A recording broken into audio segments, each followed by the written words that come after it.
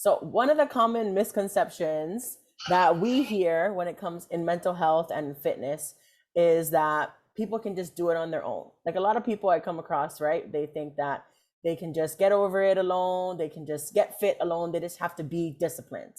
But this is so not true. And me and Jed are going to talk about more about that today.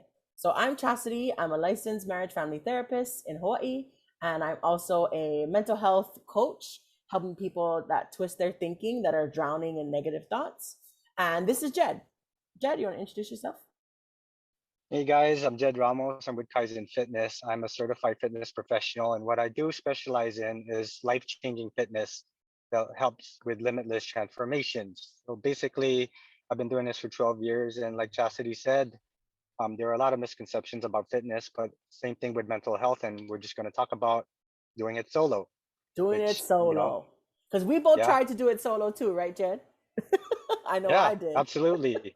Yeah, and even at the beginning of my journey, it was not easy for me. And people just see the end product now of 19 years of consistency, but trust me, in the beginning, it was not easy, and there was a lot of failures, a lot of losses. But when I found community, coaches, teammates, that's when I really excelled because I knew I couldn't do it alone, and that's when the magic happened, so to speak. Totally. I love that. The magic happened. I feel the same way. Like, I feel like so much mental health issues are rooted in disconnection, right? So, Yep. that idea that we have to do it by ourselves and that we should be doing it on our own and we should be disciplined enough just perpetuates that continuous disconnection and doesn't really get to like be able to have the magic of community and social. And it's not about being social and changing yourself to be like Miss Butterfly, but it's Mhm. about like it's about connecting and getting support when you need it and having community around you. Yeah. Yeah, I mean, from birth, we were raised to be very dependent on our parents, and a little bit at a time, we get a little bit interdependency, and then eventually, as an adult, we are independent. But you actually want to be interdependent on people because you can't do everything alone. If you think about your everyday life, there are things that others provide for you that you can't. You can't do your taxes. No one's making your food or delivering gasoline to the gas station. Like someone's doing that for you. So, what more for your health, whether it's physical or mental? You always have to depend on others to help you on your journey. Be interdependent. I love that. Independent, I gotta do it all by myself. Dependent, I can't do anything by myself. Interdependent, I can do it and it's even better together with others. It's like Yep, knowing there's a exactly. balance, that balance part. Yes. Hmm. Yeah, for me Yep. too, I thought that same thing. Like, oh, I need to just get over this in my head. Like, this is just my own thoughts and my own feelings. I need to get over it. But like, when I reached out for help and I got a therapist and I got connected to coaches and like joined these communities, like, I know that that really helped transform where I was in my life. And for sure, like, COVID affected that. Like, in Hawaii, we were locked down. I had a stay-at-home job. And now, like, socializing and just being outside just wasn't as big of a thing. So there was a lot of disconnection in my life. And I feel like that did make my mental health even worse, and my fitness. Hmm. Like, I really wasn't Yep. motivated or accountable to take care of that area of my life in my fitness too. So, yeah, Hmm. I think what the change was is my 30th birthday, my friend took me out to dinner and I saw how happy she was. And I Hmm. was like, oh my gosh, like I am not happy right now. Like I need to do something Mm. different. Like I'm drowning in these negative thoughts. And that's when I connected Yeah. with her and joined her program.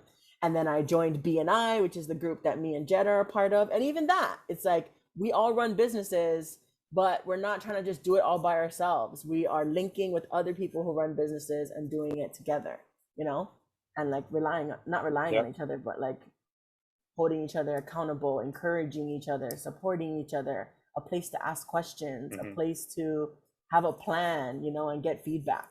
I love that. Hmm. Yeah. Yeah.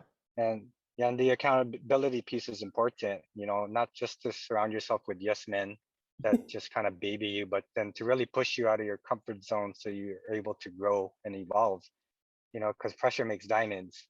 If you don't have that pressure, then you're not going to eventually grow and evolve into something better or someone better, right? But yeah, in isolation, it's very tough. Like like prison. When you're in a jail cell by yourself for many, many years, and hopefully you get out, and you're among society, it's very hard to adapt to people because you're so not used to it. And same thing for senior citizens in care homes. If they're isolated by themselves, they don't have that connectivity with people in the community. And the first person they see and meet that gives them the time of day, they're just going to talk a lot because they just miss that social connectivity with each other. But that's part of that mental health piece too. But if you do that with physical health too, like for us, fitness is greater in numbers. You're Mm. more likely to succeed with your goals if you do it with a partner or a small group. And that's what the research shows, up to like 72, 78% success rate increase if you do it together as opposed to just by yourself. Totally, totally. Like, I was the most in shape when I was in school, and I was a part of all these teams. Like, I was in soccer, and I was in volleyball, and Exactly. I was a part of all of these teams. Like, that's what kept me fit, and Hmm. and we had a common goal. We wanted to win. We wanted to be a good team. Like, we wanted to be in shape. We wanted to jump higher and run faster. Yeah, and doing it together, even in that competition, was like healthy, and it was it was respectful, but it like brought a little bit of an edge. Like, it like pushed you a little bit further than what you thought you even could do. Yeah. Oh yeah. Yeah, healthy competition is very important. You have a nice rivalry to really push each other. You get a little irritated, a little bit of trash talking. That's good, but then the meaning and energy behind that is very positive. You can trash talk and, use a little profanity here and there, but then you already know what the end result is. It's to really push each other to get better. But that's why even in that dynamic as a team, a sports team, it's you're with people, right? You're amongst other people where you communicate, you share things with each other, you learn sportsmanship, fair play, communicating, even during games and such. But that really just adds to that holistic approach to health overall, whether it's physical and or mental. Totally. So I think that that's what, that is something that's really important in me and Jed's approach to working with people when it comes to physical health and mental health is we want to give you a structure of support. We want to give you, we're a place that you can get feedback. We're a place that you can get support in your dreams and with your goals, and like help you make a plan to get there, and like how so important that is um for anybody who's trying to accomplish things in their mental health and with their physical health, And I think for Hmm. some people, like, so I never noticed how unhappy I was until I was around some happy people, Because you get like, just like physical health, you don't know how sick you are, you don't know how normalized being out of shape is until you go be around some people who are super fit. Hmm. So again, that like Yep. kind of like, it brings up your standard, and it brings up like what more you want for yourself. So yeah, Yep. we really Yeah. encourage in the Exactly. area, in the area of health and wellness. We are a part of the health and wellness power team for BNI. We are, it's a business networking group, and our group is called Westside Success.